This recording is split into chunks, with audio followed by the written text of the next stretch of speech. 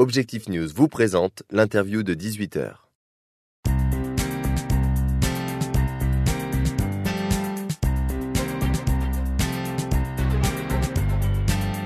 Éric Rumeau, bonsoir. Bonsoir.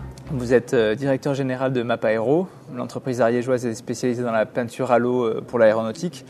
Et vous travaillez directement avec les constructeurs, mais aussi avec les ensembliers comme Aerolia, par exemple. Et vous travaillez à la fois pour l'intérieur et l'extérieur des avions. Quels sont aujourd'hui vos principaux clients à l'heure actuelle ? Alors aujourd'hui, donc, on a ces préconisateurs qui sont donc les constructeurs d'avions. Aujourd'hui, notre client clé, la cible, c'est Airbus. Aujourd'hui, il a en fait l'ensemble des expertises et c'est lui qui définit en fait les concepts de peinture, de protection pour que l'avion en fait soit performant.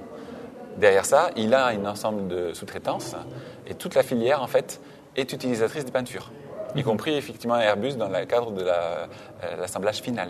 Mais nous en fait notre client principal, celui à qui on vend la peinture, c'est le fabricant de pièces élémentaires.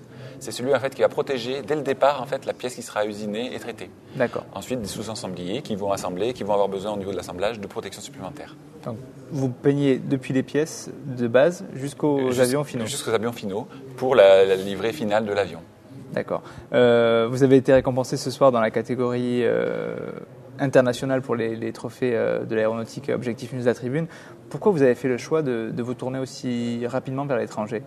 Alors c'est une nécessité parce qu'en fait le client aéronautique est dès l'origine international. Airbus est un groupe international, on a 4 nations clés qui sont à sa création et derrière ça en fait la sous-traitance s'est élargie pour des raisons économiques, donc il y a des zones low cost, pour des raisons partenariales parce que les pays en fait achetaient des avions et qu'il y avait en fait une compensation technologique, donc il y a eu en fait des sites en Russie, en Afrique du Sud, en Inde, en Chine et donc il nous faut les adresser. Ces sous-ensembliers ont besoin en fait du même schéma de protection et donc pour nous, l'exportation est un levier majeur de croissance. Donc aujourd'hui, vous avez des filiales en Allemagne et aux USA. La prochaine ouverture d'une unité de production, ce sera aux États-Unis. Pourquoi vous visez absolument le marché américain ? C'est encore une fois pour vous rapprocher des clients finaux ? Oui, il y a aujourd'hui en fait un gros client qui est Boeing. Aujourd'hui, on a une dépendance forte d'Airbus, qui est à peu près à 55-60% de notre chiffre d'affaires.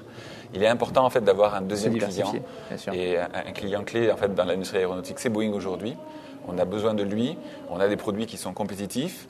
Il nous faut après les produire moins cher, avoir des délais plus courts, avoir de la qualité aussi. Donc, il est indispensable en fait à terme d'avoir une vision en fait production sur le site, en zone dollar, pour répondre en fait à ce client-là. Et en même temps, il nous faut accompagner en fait Airbus, qui investit aux États-Unis, qui a déjà des sous-ensembliers et qui a en fait une chaîne complète à établir là-bas. Oui, donc des partenaires historiques qui ont des produits homologués Airbus, mais ce sera un élément clé pour réussir aussi vis-à-vis d'eux. Parfait. Quelles sont aujourd'hui les perspectives pour Map Aero en termes de recrutement et de chiffre d'affaires ? Alors, on a placé une barre ambitieuse qui fixe en fait à 2020 un chiffre d'affaires de 40 millions d'euros. Sachant qu'aujourd'hui, en 2014, on sera à un peu plus de 20 millions d'euros. D'accord. Donc l'objectif, en fait, c'est de doubler le chiffre d'affaires, c'est de continuer à innover, d'avoir des produits toujours à l'eau, toujours respectueux de l'environnement, mais aussi performants, et d'avoir une projection en fait sur des pays qui sont moteurs dans la croissance aéronautique, donc les États-Unis, l'Asie du Sud-Est et des pays du Moyen-Orient, d'Afrique du Nord, pour lesquels il y a des sérieux potentiels de croissance. Donc toujours plus vers l'international. Toujours plus, c'est notre orientation et définitivement, il faudra y aller si on veut croître. D'accord, écoutez, merci à vous de nous avoir présenté Map Aero et encore félicitations pour votre prise ce soir. Merci beaucoup. Bonsoir.